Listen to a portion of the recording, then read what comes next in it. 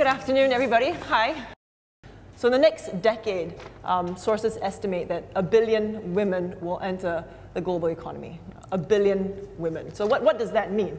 You know, for governments, for the non-profit sector, for the corporate sector. Please allow me to introduce our panelists. Michelle is the founder of M Restaurant Group, born in Melbourne, as a trained chef and restaurateur with a culinary career that spans 3 decades, several continents, and positions that have ranged from waitress to chef, although she likes to call that dishwasher. She says cook, dishwasher. That wasn't in here. Toilet cleaner. Toilet cleaner. Now, over the past 25 years, Michelle has opened a trio of restaurants in a bar in China, M at the Fringe in Hong Kong, M on the Bund, and the Glamour Bar in Shanghai, and Capital M in Beijing. We've got Crystal Hayling with us, principal of C2 Projects. She consults with businesses, social enterprises, and foundations on topics including women's health and development, community healthcare, nonprofit management, social innovation, and strategic philanthropy. She's worked for Temasek Trust and helped Fortune 500 companies develop their Asia philanthropy strategy.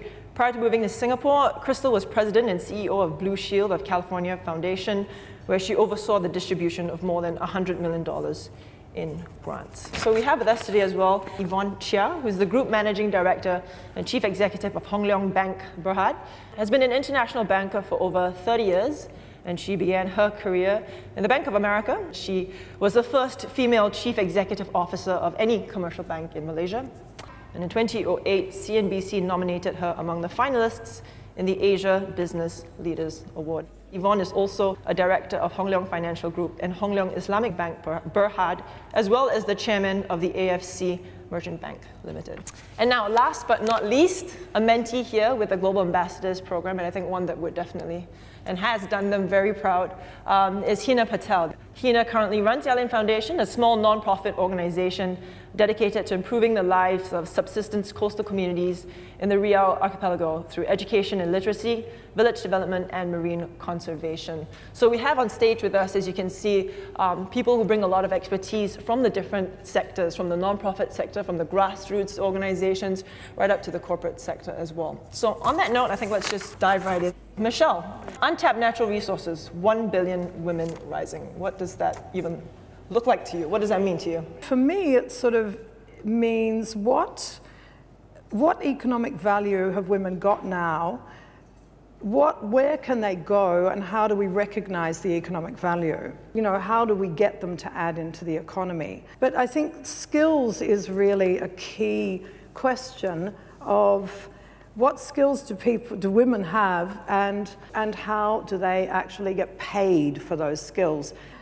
I think in there that actually many women have skills that are not recognized, and I'm not talking about housework, should it be paid, or should childcare be paid by exceptionally rich governments. It's a dream, forget about it, it's never going to happen.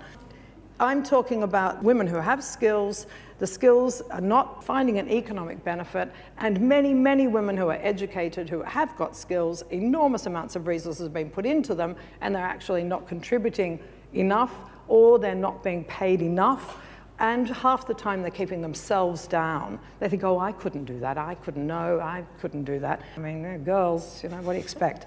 So I'll leave it there. I was supposed to finish on a positive note, but... I know, really, Michelle. Sorry, right. Skills, recognize skills. We'll get back to you and give you another chance to, you know, lift the mood. Let's take a look now at the grassroots level. I mean, these are women across the board. So if we actively engage them, what are some of the challenges? I think, Hina, you know, you're probably best positioned to give us a little bit more perspective on this, but tell us a little bit more about the Island Foundation and specifically this issue here that we're talking about today. Okay. The Island Foundation's area of work is in East Bintan and the Riau Archipelago, which is an hour from Singapore.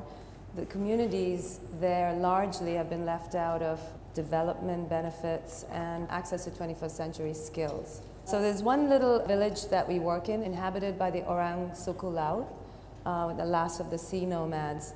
And they don't own any land, and their main skill is fishing. They are quite isolated. And the challenge was, how could we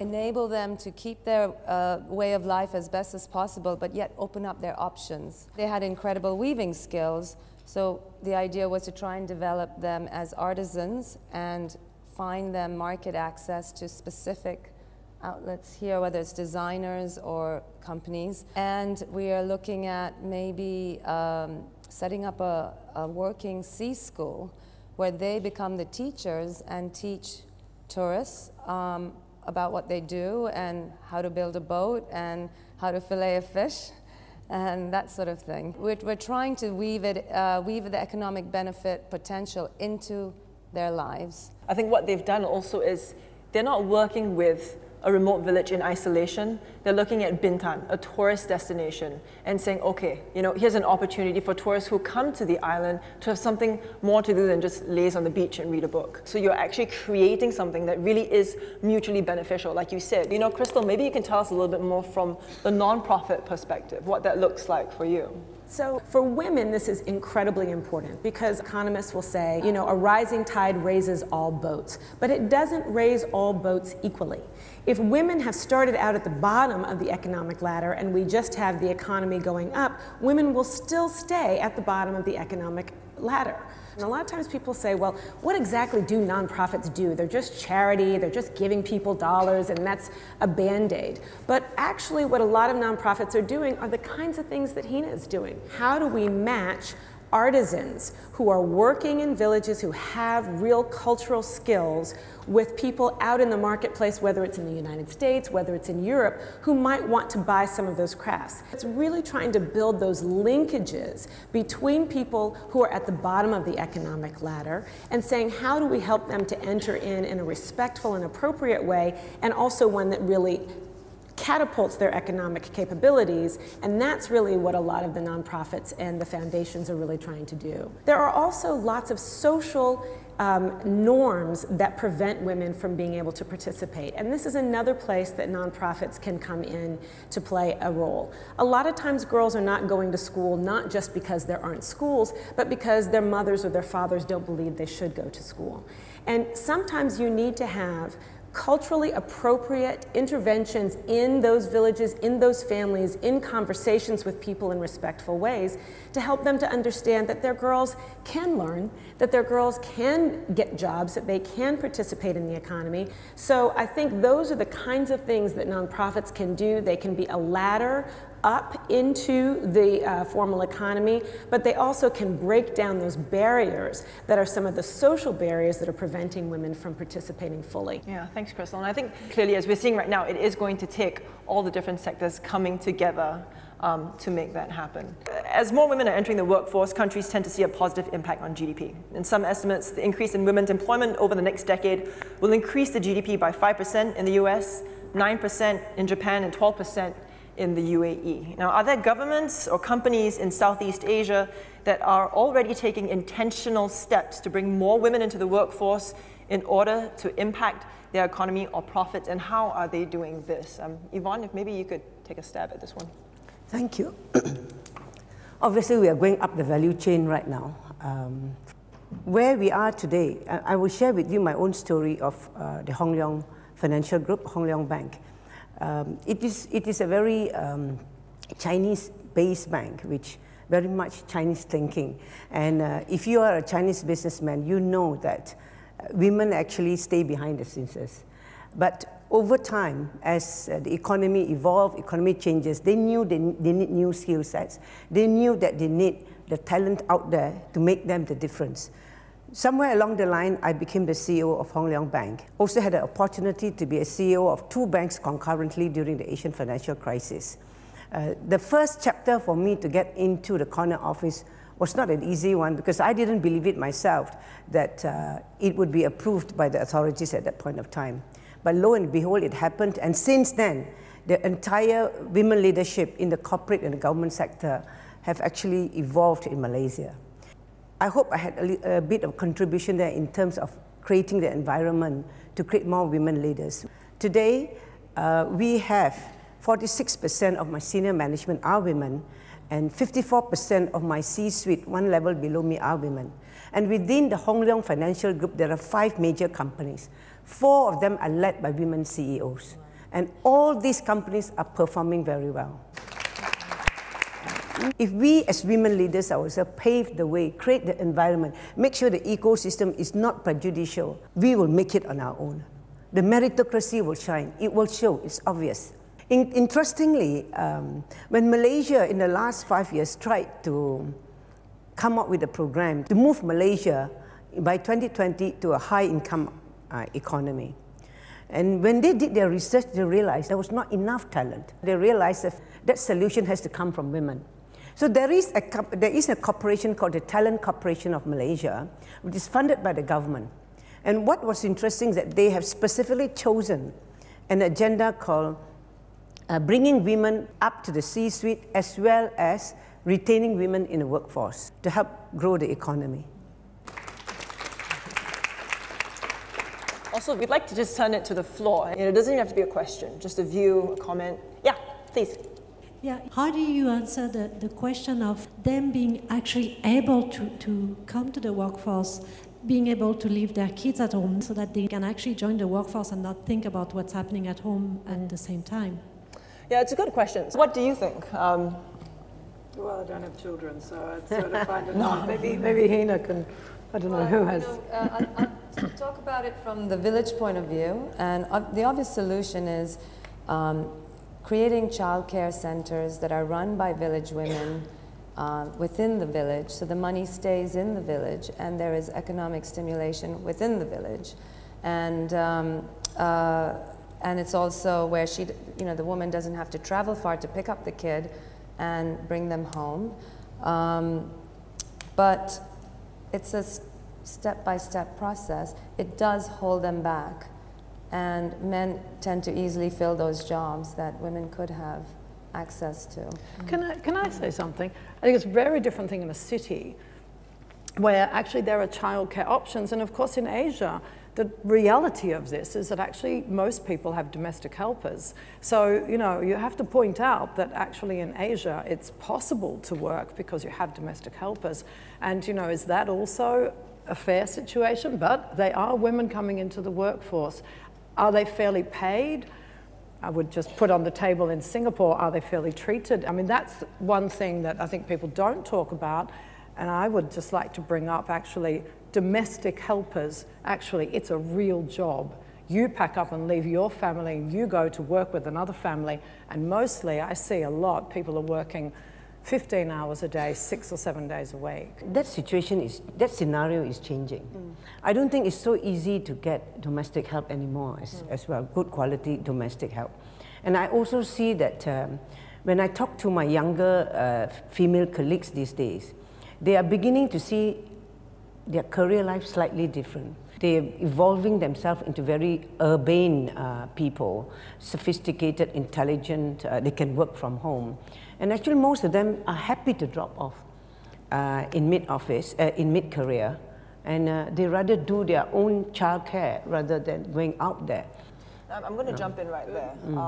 To move on to the next question, but also to say, I think we spend a lot of time talking about how we're going to educate women and build up their skill sets and this and that to address, getting them back into the workplace. But maybe we should spend more time on the men, educating them as well about the roles that they need to step up and take in the home.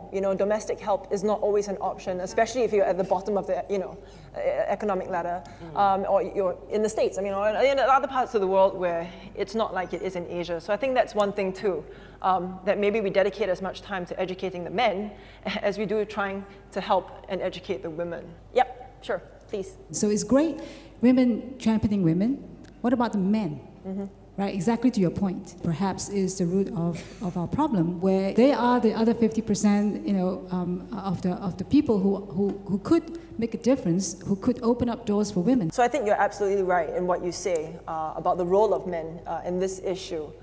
Is there anything you'd like to add? Yeah, but the women, I think, also have to get up there and say, I can do it. I think half the time the women are sort of saying, oh, no, I can't do it, or I only want to work 3 days a week. And they've stood up there and say, I can do it. And I'd just like to add one more thing.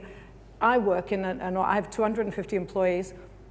At one point, I looked, maybe 10 years ago, I looked at my own organization and thought, oh, for goodness sake, I work actually at this level, middle, it's all men. What am I doing? I thought, right, that's it. I'm getting a female CFO, and, I started to work with women more and putting women into, it's like, actually do it yourself.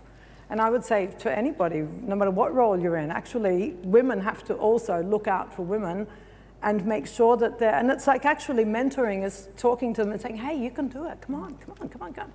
Yeah. I think, yeah, you know, us women have to make do with the current structures and work within them, but we also need to try and form our own structures that would work for us. I'd like to take a couple more questions just before we run out of time. Yes, the lady in the striped shirt. As someone who left the management consulting industry because I wanted to start a family and I really didn't see an opportunity to do that and travel 4 days a week and work 18 hours a day, I think there's a real opportunity in creating structures where women do have more flexible opportunities. Maybe that's not part-time, maybe that's being able to leave at 5 and then getting back online at night, and just wanted to hear some of your thoughts. And Crystal, I'm going to see if maybe you can, because you've got kids. And I've got kids and I'm sort of in the midst of this as well. You know, I'm on 3 boards, I'm running my own consulting firm, and I'm mentoring a couple of women, and I'm a stay-at-home mom. So I've never been busier than, you know, than I was, you know, now. So there are a lot of things that we do to make these, you know, to make things work for us. I think that the companies that are figuring out how to make part-time work, how to make job sharing work, how to make the re-entry for women who leave to take care of their kids work, are going to be the companies that succeed, because it is absolutely ridiculous the amount of talent we are allowing to languish simply because we don't have formal structures that allow them to participate in the workforce. It's ridiculous. But also, the best women will actually, smart women like you will go to work for companies who do figure out how to use your talents. And good companies will go, hang on a minute, there's a whole pile of really smart women out there, there's no place for them. They'll make places. I'm a bit more optimistic because the economics of the case warrants it. And therefore, therefore they will invest in women. That will come. The man, the mindset of the men will change. It is already changing. I would just ask each and every one of us and all of us to take it upon ourselves to make that influence, to pave the way and open the door for us. We will somehow make it. You know, the main thing that I would say is that you have a portfolio of talents, and the question is how you want to use that to its best and highest use. I mean, I think that's really what is the main issue for all of us that we're trying to figure out. What we're trying to build is the opportunity to make that choice for each and every woman. Thank you. Michelle? And I would actually like to say that actually in each and every choice there is economic value, and recognize it. So it's like push yourself. That's what I think is really important, no matter what level you're in. All right, so on that note, you know, I think it's fantastic that Vital Voices, Bank of America, you've given sort of, you know, our group and of course everyone here the opportunity to share these ideas. Thank you to the floor, fantastic questions, and of course to our panelists as well. Thank you.